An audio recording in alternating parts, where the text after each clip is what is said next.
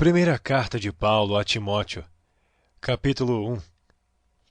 Paulo, apóstolo de Jesus Cristo, segundo o mandado de Deus, nosso Salvador, e do Senhor Jesus Cristo, esperança nossa, a Timóteo, meu verdadeiro filho na fé, graça, misericórdia e paz da parte de Deus nosso Pai, e da de Cristo Jesus nosso Senhor. Como te roguei, quando parti para a Macedônia, que ficasses em Éfeso, para advertires alguns que não ensinem outra doutrina, nem se deem a fábulas ou genealogias intermináveis, que mais produzem questões do que edificação de Deus, que consiste na fé. Assim eu faço agora. Ora, o fim do mandamento é o amor de um coração puro, e de uma boa consciência e de uma fé não fingida, do que desviando-se alguns, se entregaram a vãs contendas, querendo ser mestres da lei e não entendendo nem o que dizem nem o que afirmam. Sabemos, porém, que a lei é boa, se alguém dela usa legitimamente. Sabendo isto, que a lei não é feita para o justo, mas para os injustos e obstinados, para os ímpios e pecadores, para os profanos e irreligiosos, para os parricidas e matricidas, para os homicidas, para os devassos, para os sodomitas, para os roubadores de homens, para os mentirosos, para os perjuros, e para o que for contrário à sã doutrina, conforme o evangelho da glória de Deus bem-aventurado, que me foi confiado. E dou graças ao que me tem confortado, a Cristo Jesus, Senhor nosso, porque me teve por fiel, pondo-me no ministério. A mim, que dantes fui blasfemo e perseguidor injurioso, mas alcancei misericórdia, porque eu fiz ignorantemente na incredulidade. E a graça de nosso Senhor superabundou com a fé e amor que há em Jesus Cristo. Esta é uma palavra fiel e digna de toda aceitação, que Cristo Jesus veio ao mundo para salvar os pecadores, dos quais eu sou o principal. Mas por isso alcancei misericórdia, para que em mim, que sou o principal, Jesus Cristo mostrasse toda a sua longanimidade, para exemplo dos que haviam de crer nele para a vida eterna. Ora, ao Rei dos séculos, imortal, invisível, ao único Deus sábio, seja a honra e glória para todo sempre. Amém. Este mandamento te dou, meu filho Timóteo, que segundo as profecias que houve acerca de ti, milites por elas boa milícia, conservando a fé e a boa consciência, ao qual alguns, rejeitando, fizeram naufrágio na fé. E entre esses foram Himeneu e Alexandre, os quais entreguei a Satanás, para que aprendam a não blasfemar. Capítulo 2.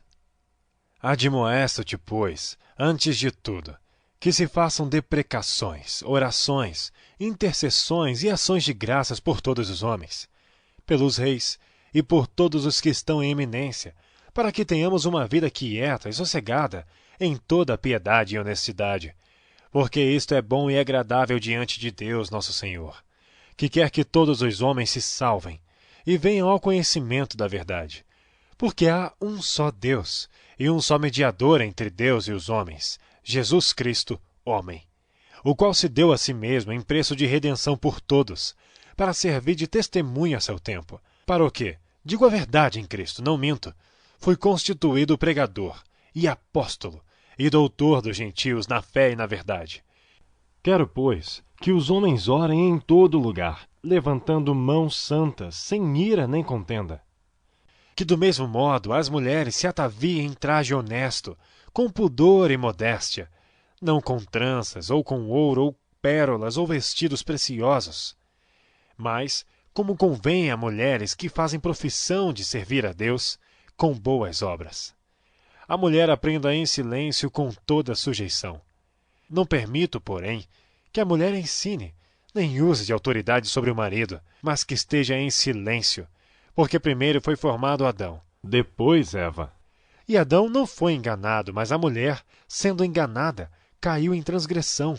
Salvar-se-á, porém, dando à luz filhos, se permanecer com modéstia na fé, no amor e na santificação.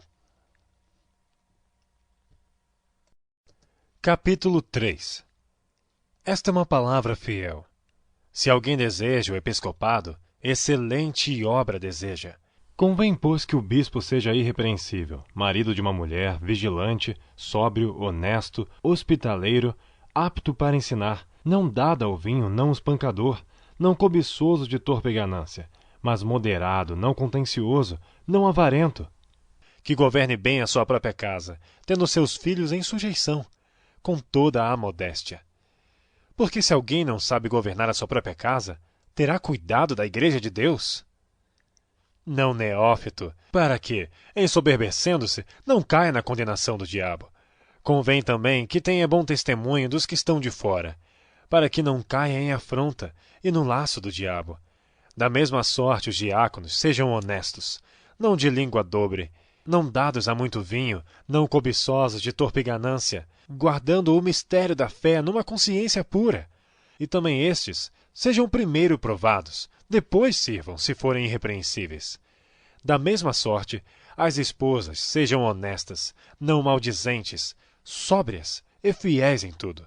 Os diáconos sejam maridos de uma só mulher, e governem bem a seus filhos e suas próprias casas, porque os que servirem bem como diáconos adquirirão para si uma boa posição e muita confiança na fé que há em Cristo Jesus. Escrevo-te estas coisas, esperando ir ver-te bem depressa. Mas se tardar, para que saibais como convém andar na casa de Deus, que é a igreja do Deus vivo, a coluna e firmeza da verdade. E sem dúvida alguma, grande é o mistério da piedade. Deus se manifestou em carne, foi justificado no Espírito, visto dos anjos, pregado a gentios, crido no mundo, recebido acima na glória. Capítulo 4.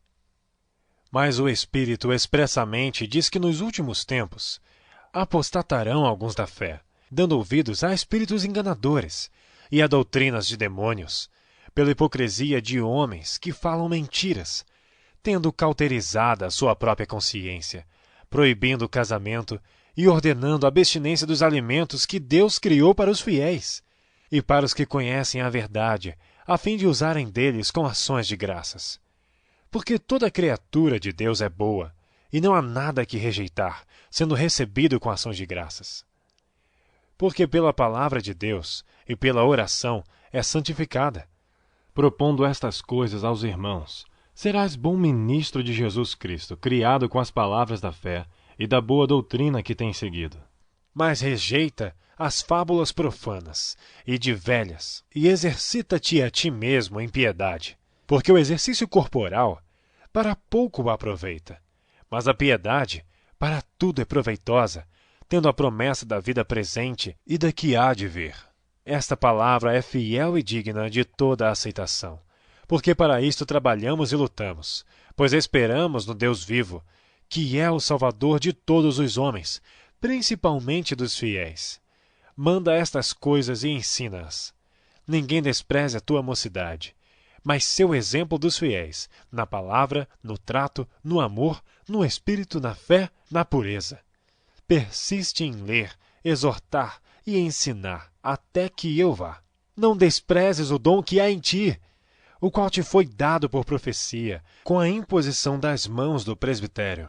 Medita estas coisas, ocupa-te nelas, para que o teu aproveitamento seja manifesto a todos. Tem cuidado de ti mesmo e da doutrina. Persevera nestas coisas, porque fazendo isto, te salvarás tanto a ti mesmo como aos que te ouvem.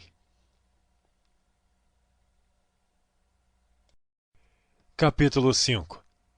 Não repreendas asperamente os anciãos, mas admoesta-os como a pais, aos moços como a irmãos, às mulheres idosas como a mães, às moças como a irmãs, em toda a pureza.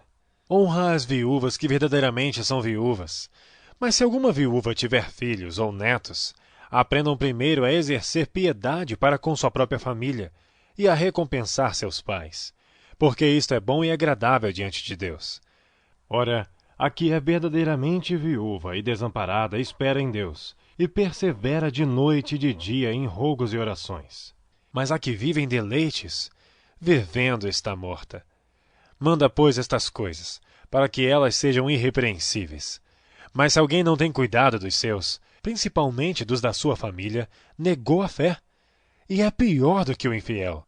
Nunca seja inscrita viúva com menos de 60 anos.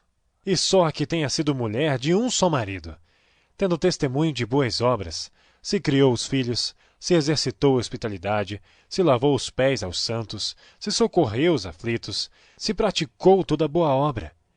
Mas não admitas as viúvas mais novas, porque, quando se tornam levianas contra Cristo, querem casar-se, tendo já sua condenação por haverem aniquilado a primeira fé. E, além disto, aprendem também a andar ociosas de casa em casa, e não só ociosas, mas também paroleiras e curiosas, falando o que não convém.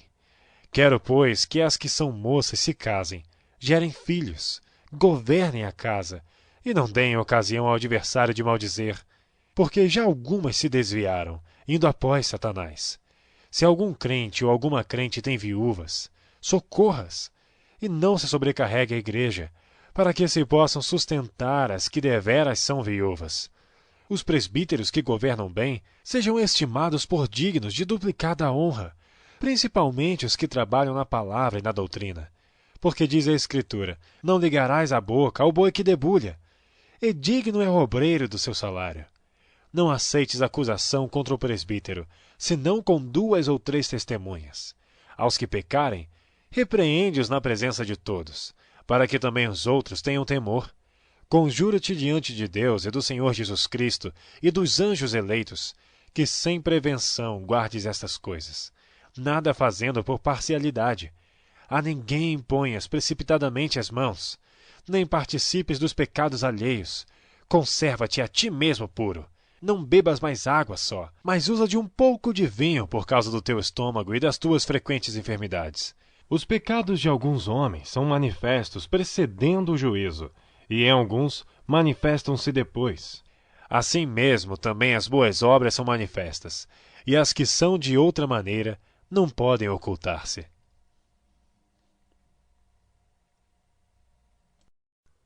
Capítulo 6. Todos os servos que estão debaixo do jugo estimem a seus senhores por dignos de toda a honra, para que o nome de Deus e a doutrina não sejam blasfemados. E os que têm senhores crentes, não os desprezem por serem irmãos, antes os sirvam melhor, porque eles que participam do benefício são crentes e amados. Isto ensina e exorta.